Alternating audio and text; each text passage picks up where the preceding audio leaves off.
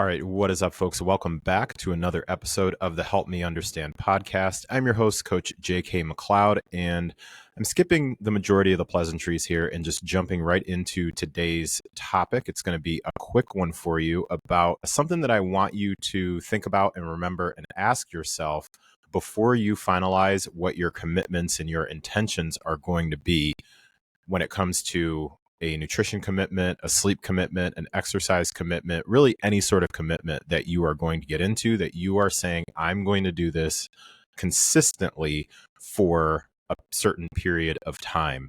What I will not skip over, though, never, as long as I can, is taking a moment to say thank you for choosing to press play on the Help Me Understand podcast. Expressing gratitude is something that I believe is a foundational part of my life. So I never want a single episode to go by without saying thank you and expressing gratitude for you choosing to listen to the Help Me Understand podcast. So let me go ahead and jump into this. And again, in the interest of time, this is going to be a short one because I have something else coming up in about 10 minutes here. So this came to mind because I was putting together a resource for the Fitness Foundations community. If you're not aware what that is, it's a free, completely 100%, no obligation, free community that I started last week and am slowly but surely hoping to get more people to join, to build. And if you are interested in joining the Fitness Foundations community, where it is truly going to be a community, or already is a community where each person's contributions are not only welcomed, they are needed, because that's the definition for me of a community where you have multiple people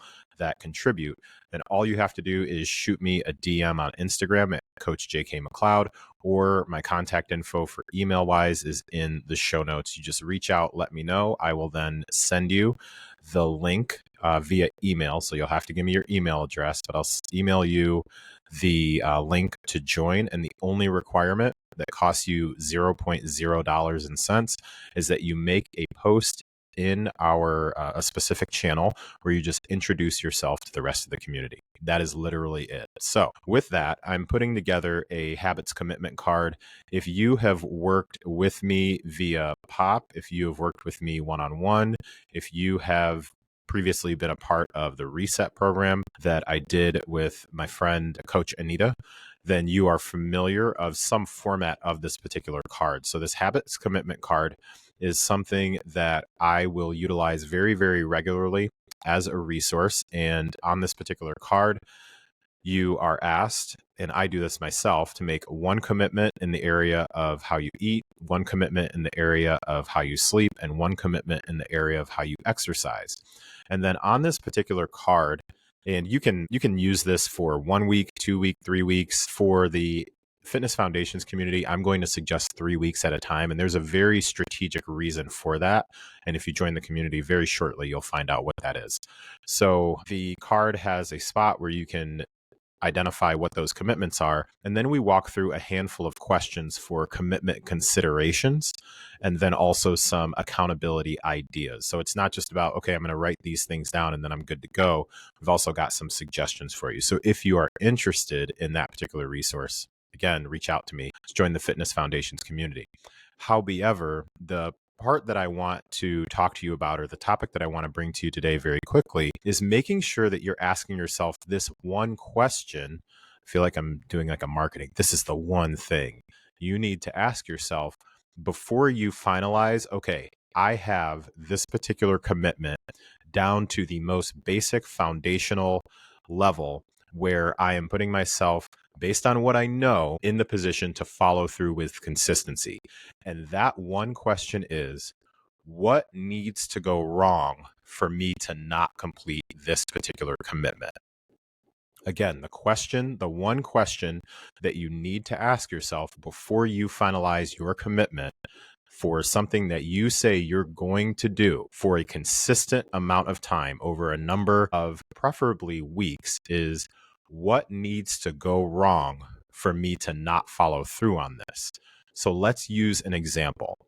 Let's say that my sleep commitment is I'm going to be in bed by 9:30 p.m. every single night over the next 3 weeks. Okay. I will put things in place. I'll look at my calendar ahead of time and I will block off. There are no calls, there are no meetings, anything like that after 9 p.m. Okay. Or let's say after 8:30 p.m. I took even the time to look at a game schedule and I made sure there were no out of town games or anything like that that my kids may have. I looked and there's no sort of commitments as far as dinners or get-togethers or anything that we've got going on. Okay, cool. So in my mind, me, you, whoever, I'm playing this fictional character, I have looked at these things, and so that's going to be my commitment. In bed by, I think I said 9:30 p.m. every night. Now, the way that most people plan, they would then check off, okay, I've checked the boxes on making sure that this is something that I can do, so let's move forward. Now, when you stop and you ask yourself, I feel like I've got this down to the most basic level. However, what would need to go wrong for me to not follow through on this particular commitment? And what helps me is to think back to times where there is a particular time that I said I was going to go to bed and an unforeseen thing happened, or maybe a foreseen thing happened, and I didn't follow through on that. So I would then jot down certain things. Had additional work that I needed to get done. Well, why did I have additional work that I needed to get done? Because I had poor time management in the morning. Okay, so let me jot that down. Something that would need to go wrong is for me to not have a very structured day or morning, so it leaves me additional work to do that night. Okay, what's something else that possibly has happened in the past that has kept me from following through on a bedtime commitment?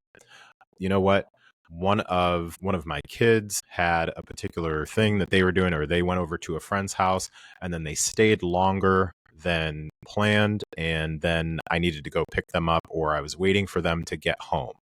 Okay, well, let me jot that down. Then, so I'm just using those two examples. So one being I have work that ended up going later than planned, or I had a project I needed to work on a bit later than planned.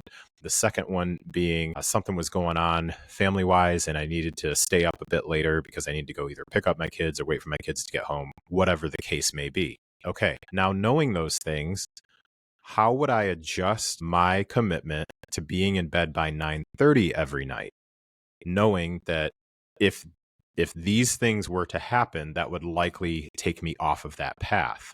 Okay. So for me, what I would do is I would adjust it to most days I will be in bed by 9:30.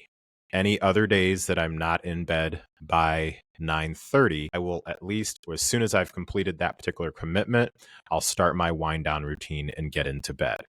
So I would expand that particular commitment. Like most days, I'm in bed by 9:30 unless these particular things happen. If those things happen, so if there's something that was generally out of my hands that caused me to need to or make the decision to stay up later, then what I'm going to do is this. So it's not like a plan B. It's more of a, okay, if this particular thing is not truly not able to be accomplished on that particular day, here's the other thing that I also have available to me. A different way that you can do it, so that's one way that you can do it. Another way that you can do it, and this is something that I've shared multiple times before, is around, you give yourself a certain time of the day where you say, by 2 p.m. today, I will set what my bedtime is going to be tonight. So by 2 p.m. today, I set myself, I'm going to be in bed by 9:30. Tonight, I'm going to be in bed by 10. Tonight, I'm going to be in bed by 10:15. Whatever the case may be, what it does is it gives you an intentional time that you are shutting things down and going to bed. So that is another option that you possibly can do, where you're stripping things down to the most basic level, where the majority of the time you're going to be in a position to follow through. And by asking that one question of what would need to go wrong for me to not follow through on this, you are already implementing that into your plan. So going to have to cut this off because I have another appointment. However, I wanted to make sure that I sat down and recorded this and got this out while it was still fresh in my head and just pass it on to you. This is going to be going out on a Sunday, and I think that's something that can be helpful because for many folks, Sunday is a day to kind of get ready for the rest of the week. However, this can really be implemented anytime. So really, what I want to encourage you to do is, before you make a commitment to doing something with consistency, so when you're trying to build consistency, before you can kind of do that final sign off, when you have a project at work, most likely there's some sort of a sign off. Yep, this is the final draft before it goes into production. Make sure you ask yourself the one question: what would need to go wrong in order to not follow through on this? And that may mean that you need to take one step back. You don't necessarily have to throw the whole thing out. You just may need to go one step back in the production line and make some adjustments to make sure that for the most part, you can still follow through on those commitments. And with that, we are going to call it an episode here. So thank you, as always, for listening to the Help Me Understand podcast. I appreciate you. Take care, and I'll talk to you next time.